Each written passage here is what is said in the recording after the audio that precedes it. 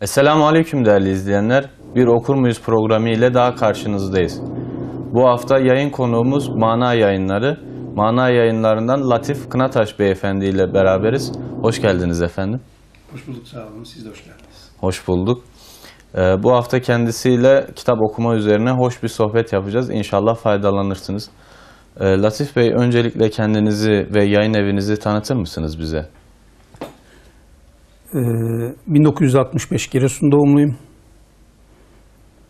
Kur'an kursu, İmam Hatip, İlahiyat takip eden bir okuma şeyimiz var, tahsil serüvenimiz var. Evet. 83 ilahiyat girişliyim. Normalde 87 çıkışlı olmam gerekiyordu. Biraz rotarlı bitirdim. Sonra bir yıl öğretmenlik yaptım. Daha sonra serbest bir takım işler yaptık. 2007'de de yayın evi kurma düşüncemiz oluştu. 2008 başında Mana Yayınlarını kurdum. O günden beri özellikle çeviri ağırlıklı olarak yayın yapmaya devam ediyoruz. Yayın evini kurarken düşüncem, dünyanın değişik yerlerinde yeni oluşan, gelişen, özellikle farklı düşünceleri, fikirleri ve onları içeren eserleri Türkçe'ye aktarmak, Türk düşünce dünyasına kazandırmak öncelikle idi. Ve onu gerçekleştirmeye çalıştık büyük ölçüde de onu yapıyoruz. Evet, kitaplarınıza baktığımız zaman yaklaşık 104 eserden bahsettiniz. Yani kitaplarınıza baktığımız zaman da bu 104 eserin içinde genellikle çeviri eserler.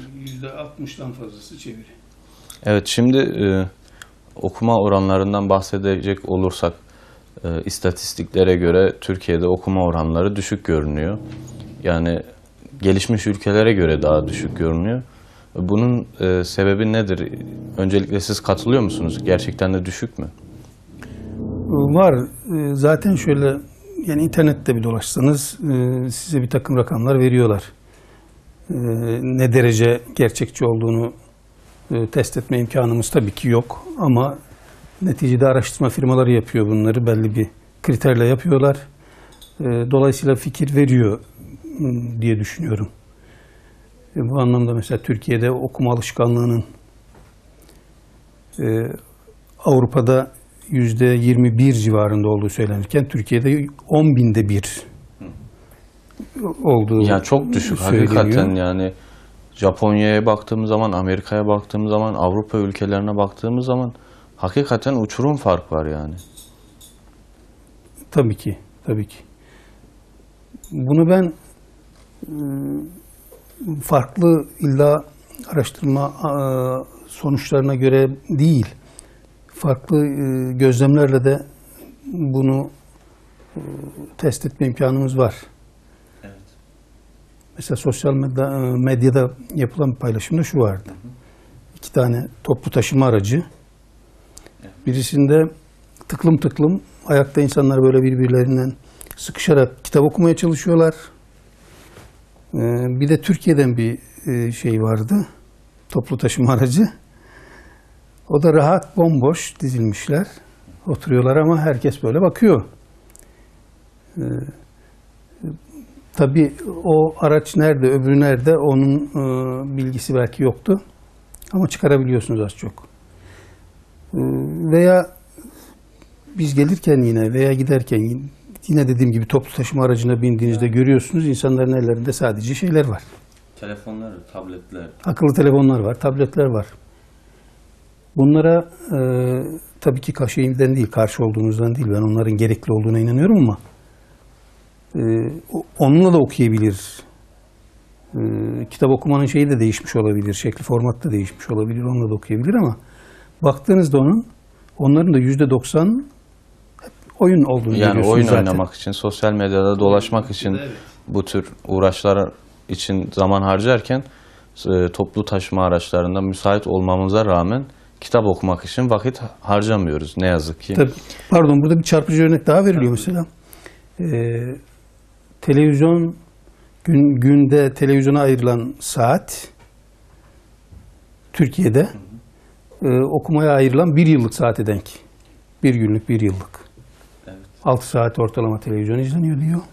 Aynen. Yılda da 6,5 saat kitap okumaya ayrılan zaman var.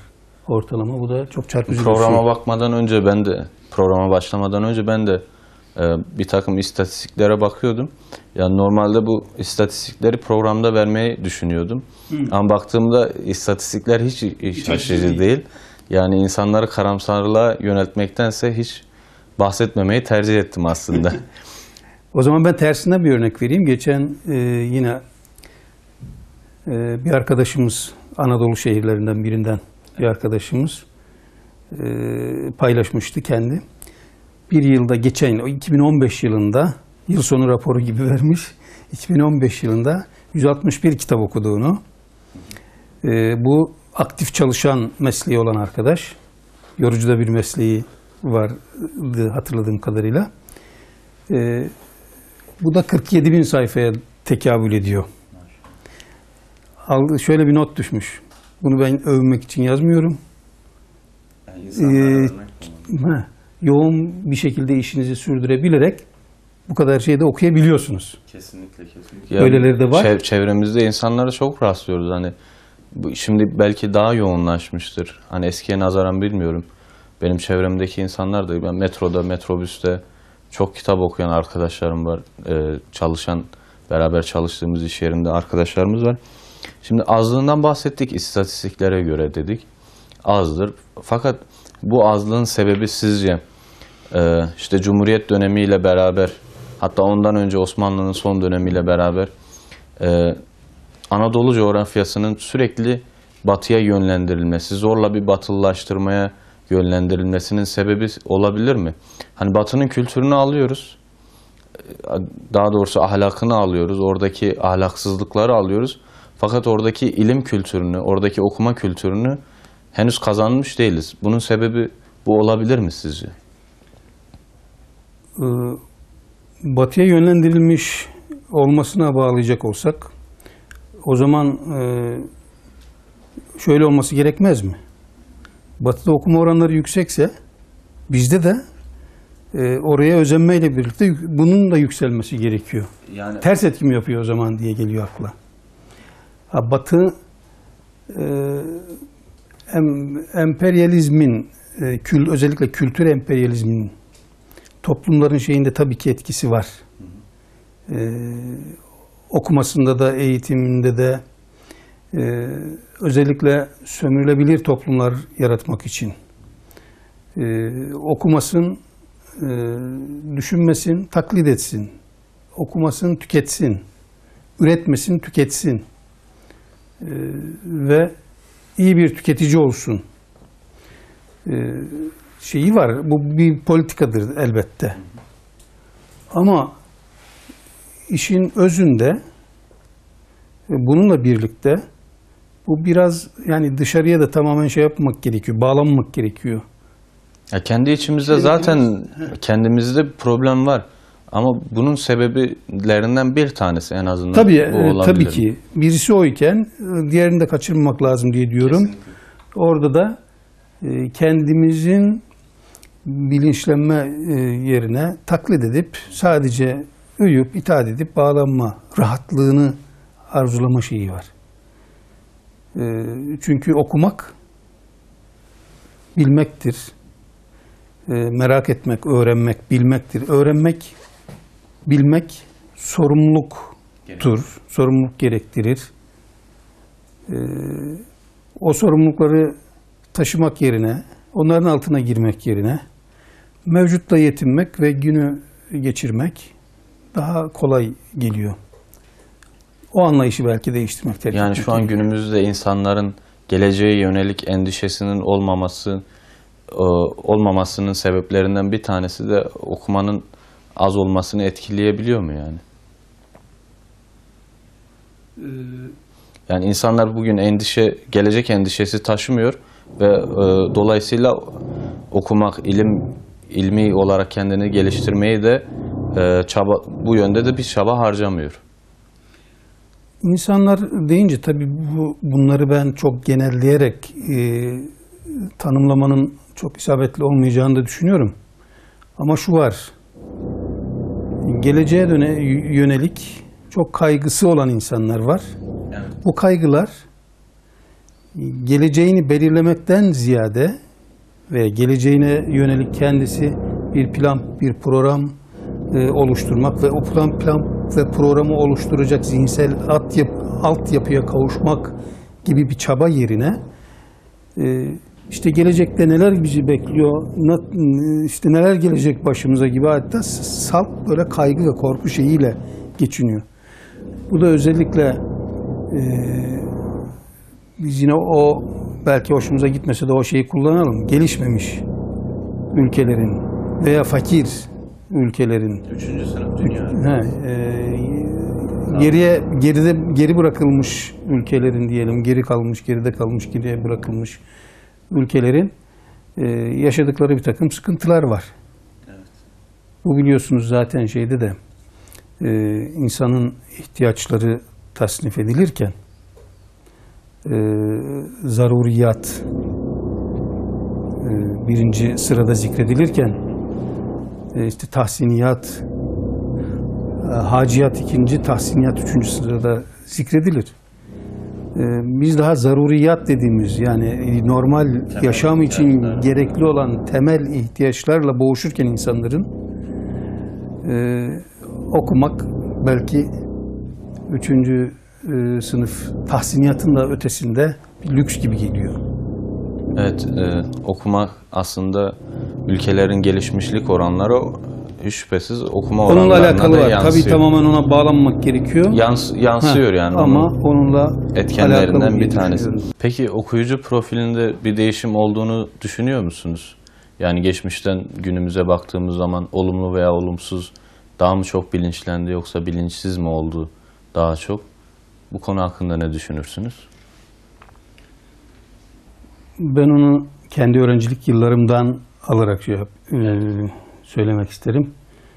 Neticede biz yarım asırlık bir geçmişimiz var bu dünyada. Evet. Biz öğrencilik yıllarında giderdik kitapçılara.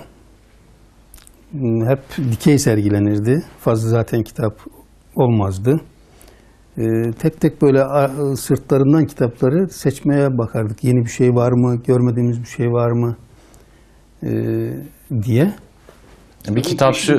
Bir kitapçı kültürü vardı, bir kitap evi kültürü vardı değil mi eskiden bakıldığı zaman?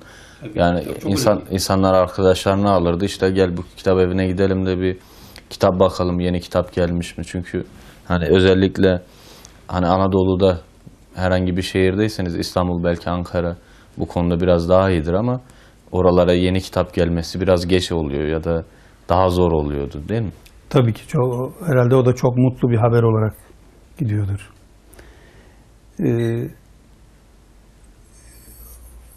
Daha sonraları ise günümüzde özellikle kitap yayıncı olarak bunu söylüyorum. Furya denecek kadar fazla. Hatta ben bunu bir kültür kirliliğine bile dönüştüğünü yer yer söyleyebilirim. Yani o kadar fazla, o kadar fazla. Herkes yazıyor. Rahat çünkü yazmak kolay, kolay. Bu da şunu getirdi beraberinde. Önceki dönemlerde, eskilerde belki okuma dikey bir okumaydı, derinleşmeydi fikirde.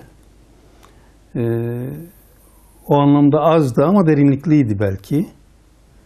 Şimdi yayın olarak fazla, okumayı medyadaki bir takım o dolaşmaları da okuma olarak sayarsanız yatay anlamda bir şey var. Yani yüzeysel. Yüzeysel okuyucu insanlar o anlamda belki çok.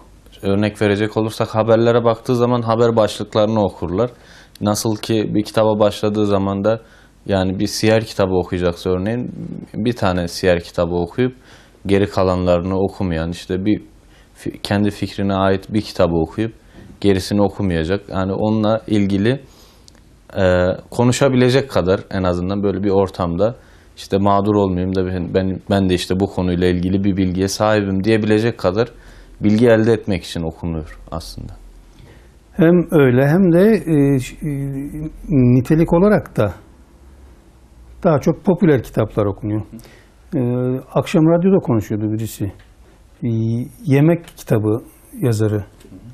1 milyona yaklaştığını, 1 milyon sattığını söylüyor bir kitabın. Evet. Düşünce kitabını 1000 basıyorsunuz. Yani o ne kadar zamanda? 2000 sattığınız zaman iyi sattınız. İyi oluyor 2000.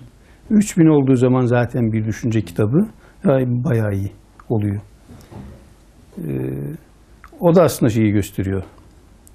Yani okumanın niteliğine dair bir fikir. O anlamda belki yatay dediğim veya yüzeysel dediniz siz, dediğimiz şey bu. Bu anlamda belki bir genişleme, artma var. Okuma profili belki profili genel olarak şey yapmak gerekirse, belirlemek tespit etmek gerekirse yüzeysel okuyucu veya popüler kitaplar okuyucusu ya da macera okuyucuları. Aslında sosyal medyanın da gelişmesiyle ve popüler olmasıyla okuyucular da popüler kitaplara yönelmesi daha çok arttı diyebilir miyiz acaba? Tabii. Şimdi şöyle, bizim diyelim ki çok kıymetli bir düşünürümüz, yazarımız. Medyaya sıcak bakmıyor. Evet. Yani kendisini öyle popüler bir şey olarak lanse etme, kimse olarak lanse etme şeyinde değil. Özellikle de uzak duruyor belki. Ama o kadar değerli fikirleri var ki onun kendisini tanıtma ve şey yapma şansı yok. Onun için de onun hitap ettiği kitle ki bizim kitaplarımızın çoğu da öyle. Evet. Daha sınırlı bir kesim oluyor. Düşünceye belki yön veren akademik kesim oluyor. Ama sınırlı bir kesim oluyor neticede. Ama diğer taraftan bir romanın yazarı, daha roman çıkmadan ben görüyorum, 1 ay 2 ay önce televizyona çıkmış, roman hakkında röportaj yapıyorlar. Daha sosyal medyada sosyal medyada orada paylaşıyorlar. Sosyal medyadan ziyade daha çok görünür televizyonda mesela bunun etkisi belki daha büyük, görsel medyada. Onu alabildiğine kullanıyorlar onlar. Kesinlikle. Ve birçoğu da kendisi zaten belki programcı, yazar, konuşmacı. Bir de orada sizin meslektaşların dayanışması da var herhalde. Birbirlerine bu anlamda da destek veriyorlar belki. Ve onlarınki aslında artıyor. Medyadan konuşmuşken bir sorum vardı. Medyanın okuyucu üzerine etkisi. Bu konu hakkında da görüşlerinizi belirtseniz. Medya okuyucuyu kesinlikle zaten yönlendiriyor.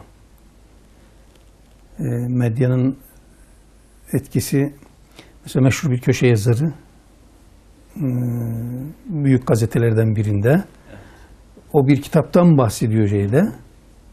O kitap ertesi gün yüzlerce satılıyor. Kesinlikle. Bakıyorum. Bu her yazar, her köşe yazarı için belki değil. Ama orada da işte yazarlar da popüler olması lazım. Onlar da popülerse medya kesinlikle çok etkili bir şekilde yönlendiriyor şeyi. Okuyucu. Belki manipüle edecek boyutta yönlendiriyor. Olumlu yanlar var mı bunun? Ya da tabii ki var. Tabii ki var. Olumsuz bakmak gerekmez her şey illaki. Bu sizin veya bizim kullandığımız şey gibi, herhangi bir araç gibi. Siz onu olumlu da kullanırsınız, olumsuz da kullanırsınız.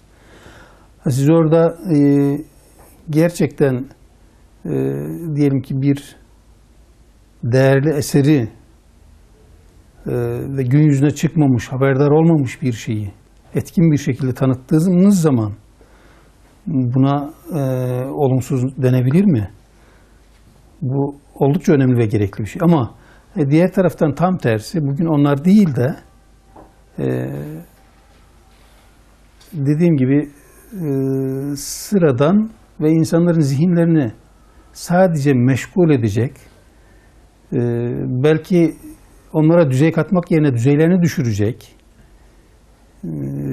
belki dillerini değiştirecek, bozacak bir takım şeyleri de medyanın lanse etmesi ve tanıtmasıyla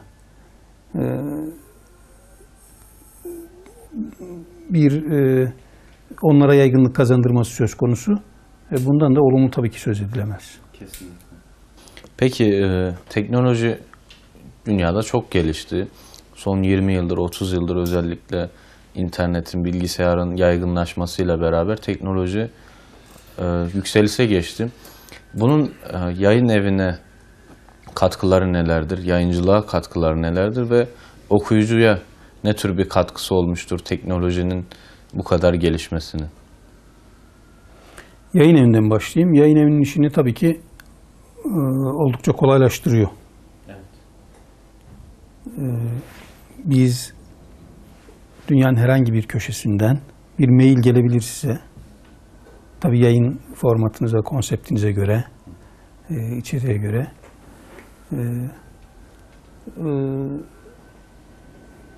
O mail içinde kitaplarını gönderebilir.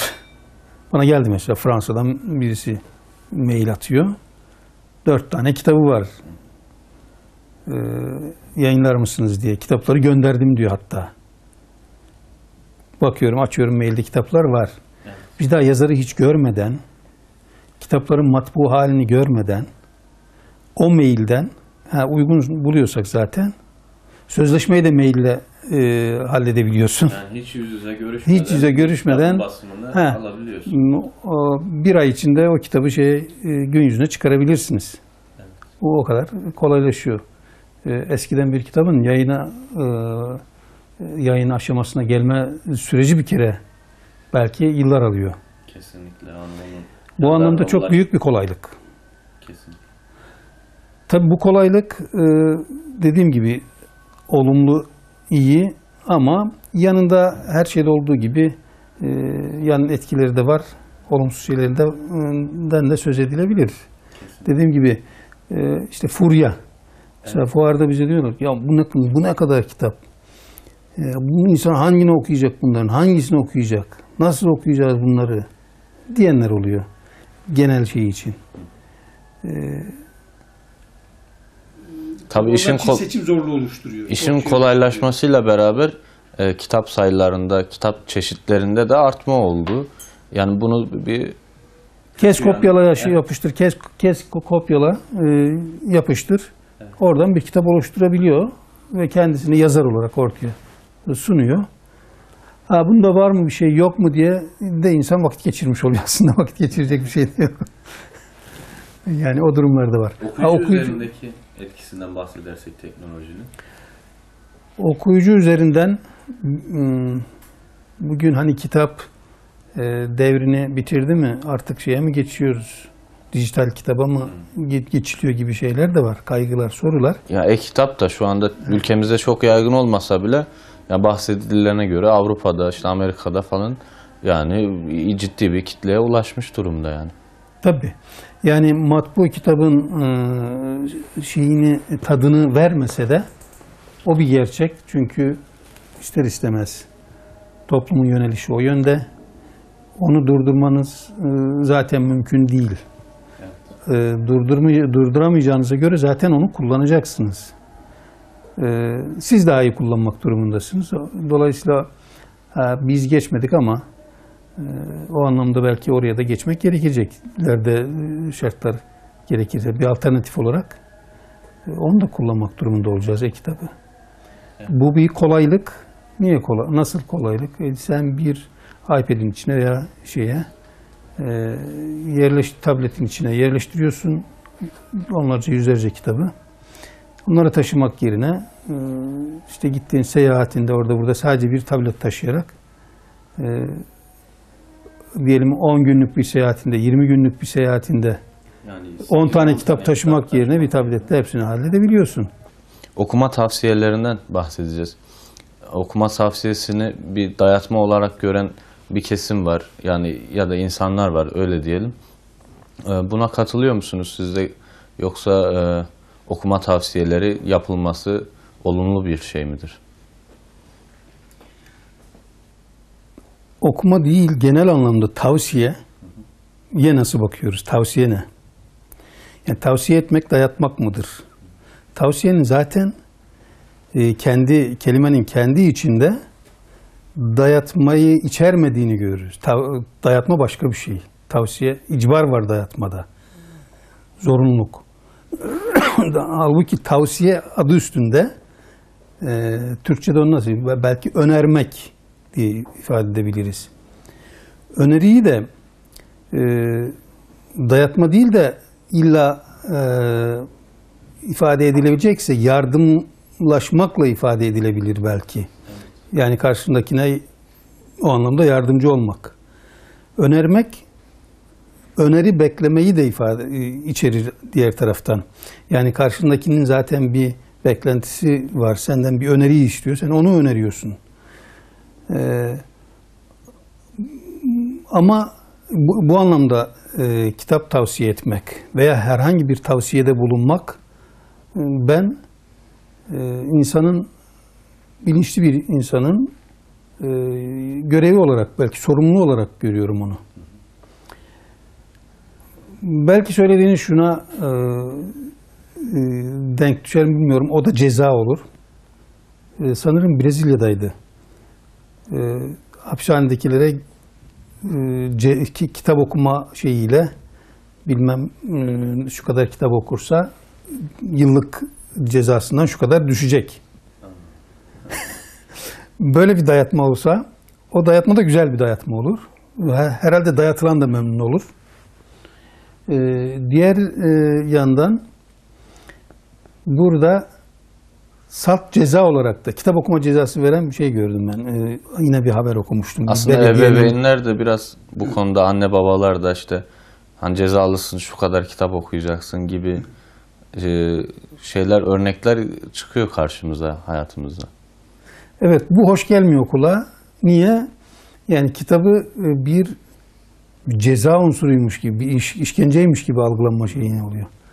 Ama bir başka yönüyle de sempatik hale getirilebiliyor da bu. Diğer taraftan. Dediğim gibi bir belediye başkanı mıydı, bir kaymakam mıydı, bir ceza veriyor. O cezanın türü de okumak. İşte sanırım yanlış hatırlamıyorsam işte eşine kaba ve şiddetli davranan, şiddet uygulayan birisine verdiği bir ceza. Bunun aslında biraz sempatik bir yön de var toplumda. Sonra o eş de cezadan memnun kalıyor. Belki duyanlar daha ne güzel ceza, böyle ceza olsun belki diyebiliyor.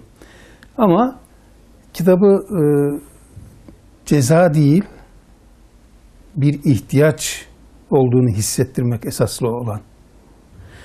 Ben burada bir lise yıllarıma gitsem, bir anımı yine bununla ilgili. Tabii, buyurun. Bir edebiyat hocamız vardı bizim. Biraz ehli tasavvuf. Biz onu severdik. Konuşurdu, dinlerdik, etkilenirdik. Evet. Bize bir de kitap tavsiye etti. Ama kitap tavsiye ederken dedi, çocuklar bunu mutlaka okuyun. Anlamayabilirsiniz. Anlamasanız da okuyun. Evet. Siz ondan hiçbir şey anlamasanız da onun feyzi size geçer. Ondan feyzini alırsınız diyordu. Kitabın içeriği malum bu anlamda tabii. Biz de tabii hocayı seviyoruz, söylerine de itibar ediyoruz.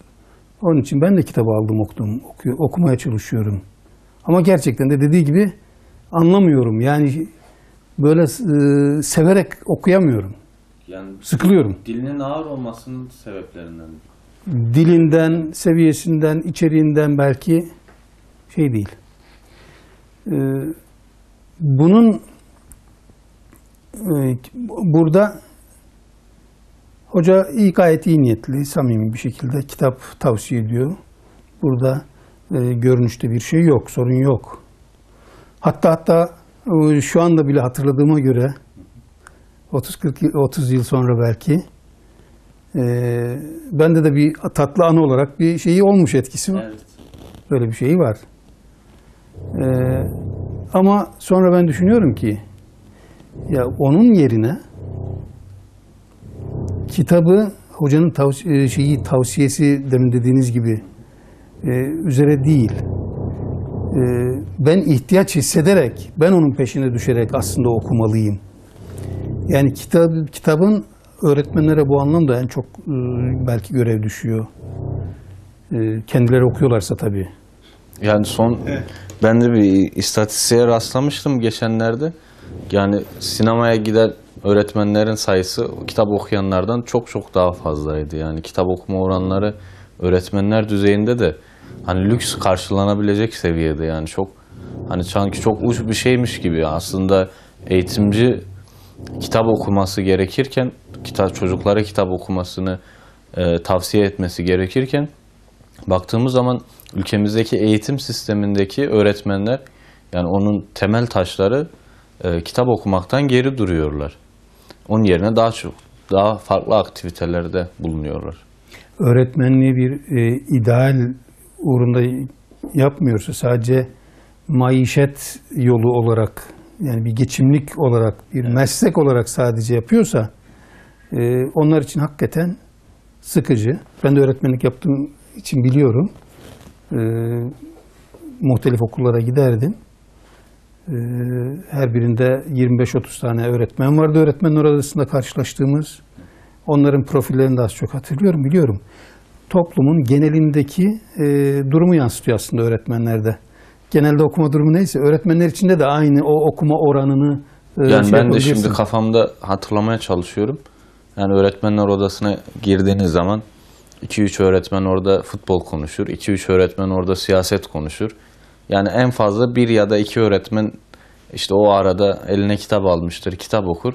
Geri kalanları işte sohbet, televizyon izleyen, işte çay kahve eşliğinde futbol konuşan, siyaset konuşan o haldedir. Yani toplumun geneline de baktığımız zaman işte %1'i, %2'si, %3'ü kitap okuma alışkanlığına sahipken diğer insanlar genelde popüler kültürün şeyine esir olmuş durumdadır.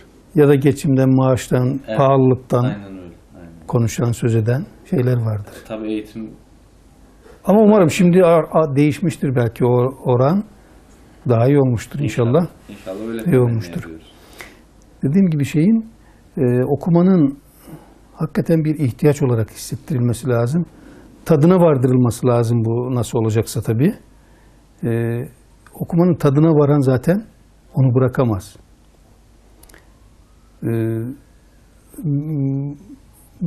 Hani merak duygusu insanda nasıl şey? Evet. Bilmediklerin şeyin peşine düşmek. Veya bir şeyi öğrenmenin hazzı, bilmiş olmanın şeyi. Bir kere bilmiş olmak bir şeyi insanda doğrudan bir farkındalık veya farklılık oluşturuyor. Bunu da tadan birisi elbette bırakamayacaktır. Yani okumayı o şekilde lanse etmek veya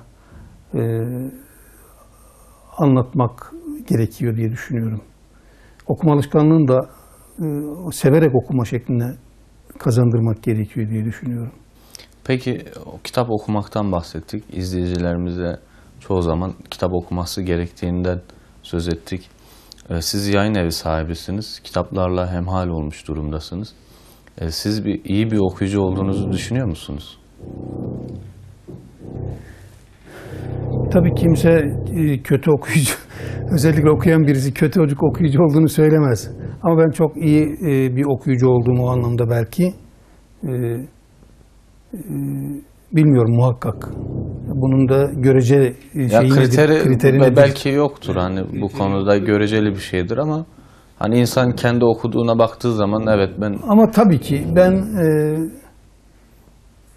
en azından mesela kendi yayınladığım kitapları zaten okuyarak yayınlamak durumundayım. Okuyorum. Ama onların okurken bizim kazandığımız bir şey de var. Bir özellik de var. Zaman zaman mesela şeyine takılıyoruz biz.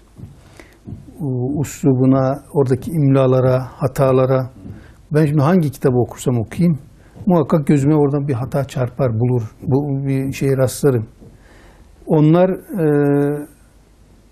bir başka mesela okuyucunun hiç dikkatini çekmeyebilir. O sadece şeye yoğunlaşabilir. Bu anlamda okuyuş tarzında farklılıklar vardır muhakkak.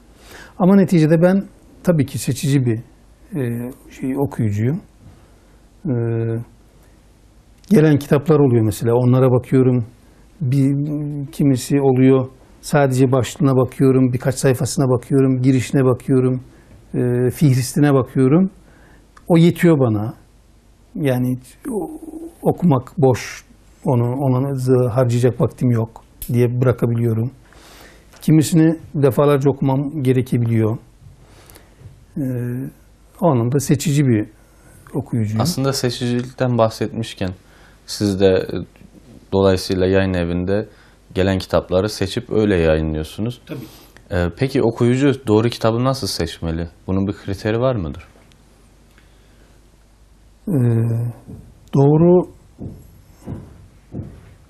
Doğru kitabı derken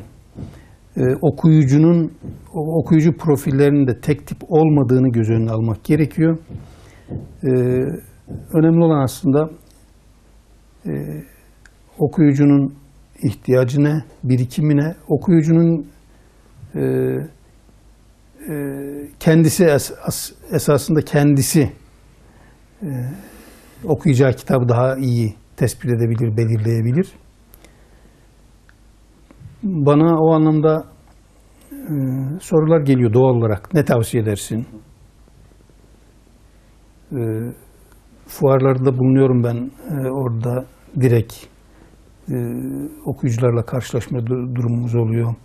Özellikle gelip konuşanlar oluyor veya buraya gelip konuşanlar oluyor, soranlar oluyor. Ne tavsiye edersin dendiği zaman benim ona vereceğim klişe bir cevap yok. Şunu diyorum. Kime? İşte 13 yaşında, 15 yaşında oğlum var veya çocuğum var, kızım var ona. 13 yaşında, 15 yaşında olması da gerekiyor. Bu bizim için zor bir yaş grubu aslında. En fazla ben sıkıntısını duyduğum bir yaş grubu. Mesela Yani onlara tavsiye edecek şeyleri zor. bilinçli duruma gelmiş de olabilir. Belli bir okuma seviyesine gelmiş de olabilir 13-15 yaşındaki bir çocuk. Ama hiç eline kitap dahi almamış olabilir o yaşa kadar. Yani okulda en azından okulda verilen kitaplarla yetinmiş olabilir. Onun için biraz hakikaten zor. O yaş döneminin getirdiği bir kere ilgi ve dikkat farklılığı var. Onun getirdiği bir zorluk var. Buna Farsça da nevcevan diyorlar. Yani çocuk değil, genç değil belki. Hani ergen dönemi. Ergen dönemini hepimiz biliyoruz zaten. İnsanların ve oradaki ergenlerin nelere, hangi alanlara ilgi duyduklarını, kitapla ne kadar ki kitap sıkıcı bir şey oluyor onun için. Daha küçükken edinilmemişse o alışkanlık, küçükken kazanılmamışsa o dönemde onu kazanmanın ne kadar zor olduğunu biliyoruz. Onun için de o dönemde altyapısı olmayan birisi için hele okuma alışkanlığını kazanmamış birileri için hani ver de bir çocuğun bir dini İslam'ı öğrensin veya şeye ısınsın. İşte değişsin. Böyle bir şey yok tabii. Öyle sihirli bir şey yok. Daha küçükler için de ben mesela öncelikle okumayı sevdirecek bir şekilde, yani içerikten ziyade önce okuma alışkanlığını kazandırabilecek bir şey olsun. Yani kitapla okuyucu arasında bağı kurabilecek bir nitelikte olması lazım şeyin.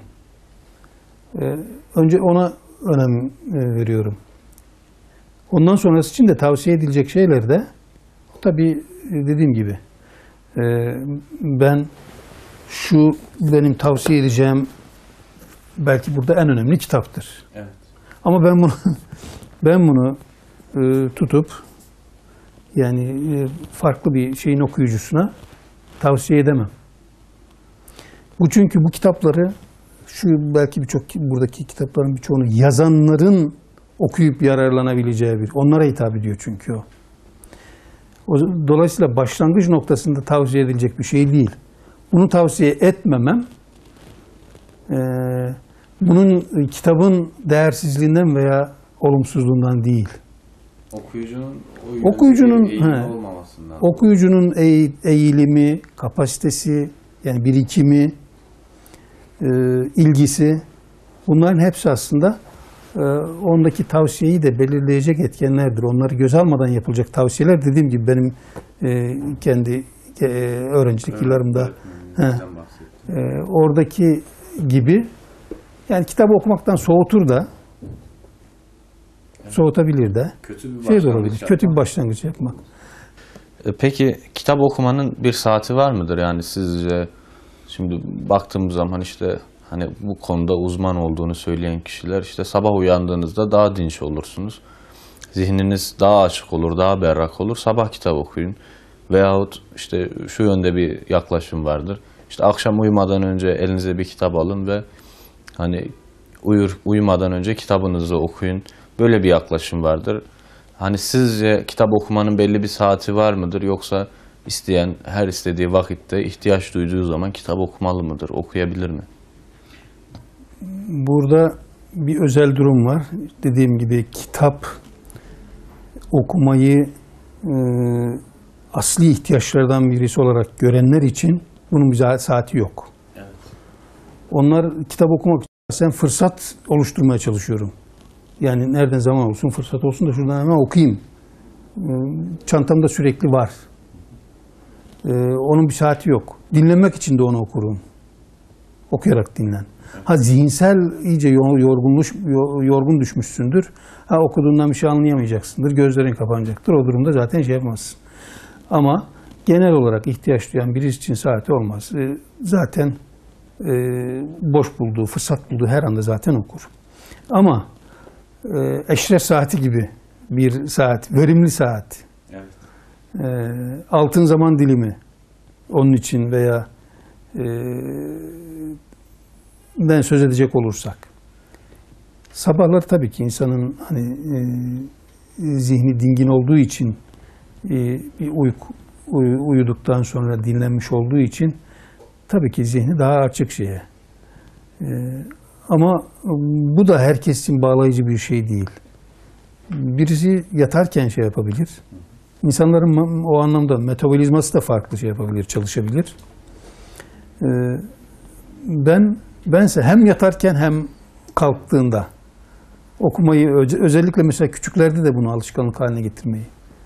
Yani mesela küçük çocuğumuzun televizyon izleyerek uyuması yerine ona mutlaka uyumadan önce kitap okumasını salık veriyorum, ona çalışıyorum. Kalktığında da yatmadan önce de. O önemli. Yani güne başlangıç ve geceye başlangıç. O anlamda kitap okuman, yani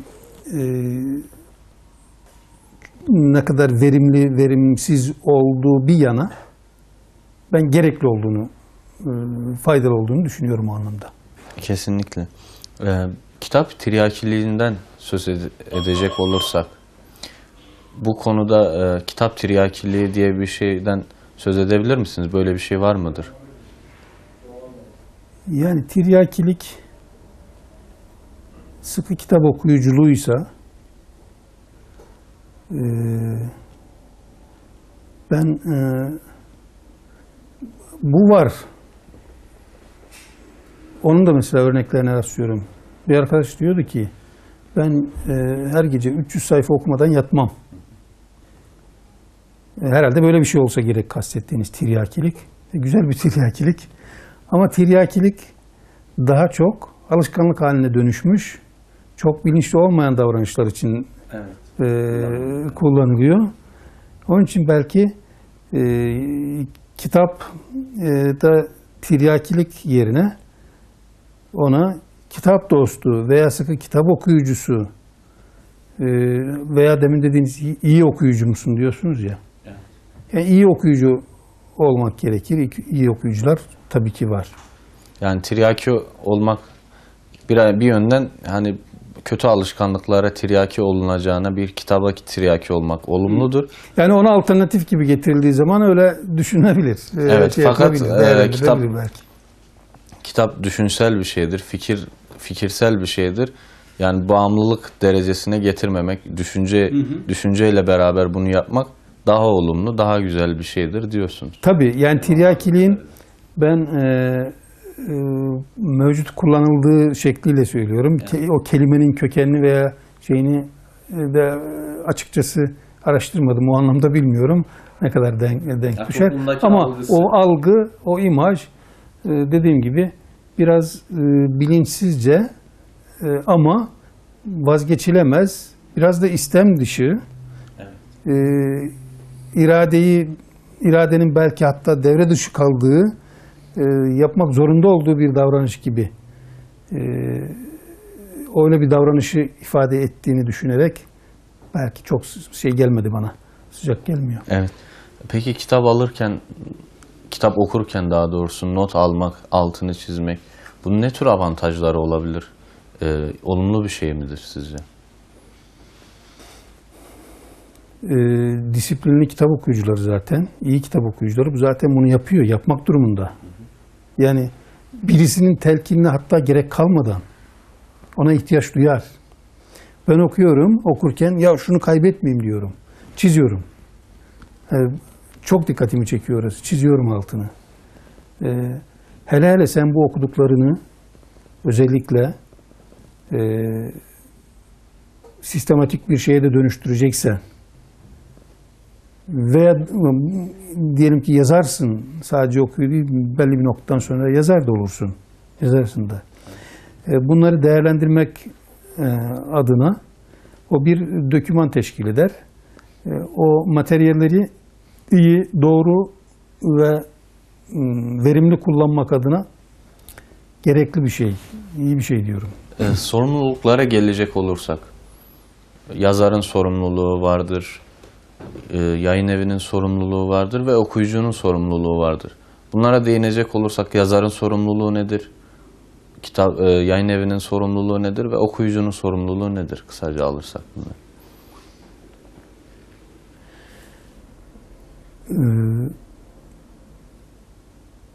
Bizim kitap söz konusu olunca kitap aslında düşüncelerin aktarımını sağlayan bir araç. Kitap. Veya mesajı taşıyan bir araç. Öncelikle mesaj veren kimsenin, ki bu yazardır veya şeydir. Kur'an da bir kitap tabii. O mesajı veren Allah. Mesaj veren kimsenin öncelikle verdiği mesaj önemli. Doğru mesaj verme gayreti içinde olmalı insan, yazar olarak bu. Yayıncı da onu, yani yazarla, müellifle okuru buluşturan, aradaki belki köprü görevini görüyor. O da doğru mesajı ve iyi mesajı taşıma gayreti içinde olmalı. Okuyucuya da zaten o anlamda seçmek ve şey yapmak kalıyor tabii. Burada şu söylenebilir, bir handikap gibi gelebilir. İyi de tüm fikirler, tüm söylenenler birbiriyle çatışan, birbirini reddeden, tekfir eden icabında düşünceler, fikirler, her biri de kendisinin doğru mesaj, iyi mesaj olduğu şeyinde, değil mi? Bir diğer taraftan. Evet, öyle. Böyle bir handikap da var. O zaman buradan bunları da düşünerek ben en doğru mesajın hakikat arayışı içinde olmak olduğunu düşünüyorum. Ben kendi adıma mesela sorumluluk, nasıl bir sorumluluk düşüyor ve kendi payıma diye düşündüğümde. Sözünüzü bölüyorum. Süremizin sonuna doğru geldik. Kısa bir cümleyle toparlarsak. Tamam. herkes burada kendi hakikatini mutlak o hakikat olarak dayatmak yerine mutlak hakikatin peşinde ama mümkün olduğu kadar analitik ve düşünmenin, akletmenin önünü açan, yolunu açan bir süreç içinde olmalı, bir paylaşım içinde olmalı. O kaygıyla yaptıklarını yapmalı diye düşünüyorum. O anlamda önemli görüyorum ben kendi sorumluluğumuzda. Evet, teşekkür ederiz. Hakikaten Rica ederim. Bizi ağırladınız. Hoş bir sohbet oldu. Teşekkür ederiz size. Evet değerli Ben izleyenler. teşekkür ederim. Sağ olun, ziyaret ettiniz. Şeref verdiniz. Evet değerli izleyenler, programımızın sonuna geldik. Bu haftaki yayın konuğumuz Latif Bey'di. Mana yayınlarındaydık bu hafta. Bir dahaki haftaya görüşmek dileğiyle. Allah'a emanet olun.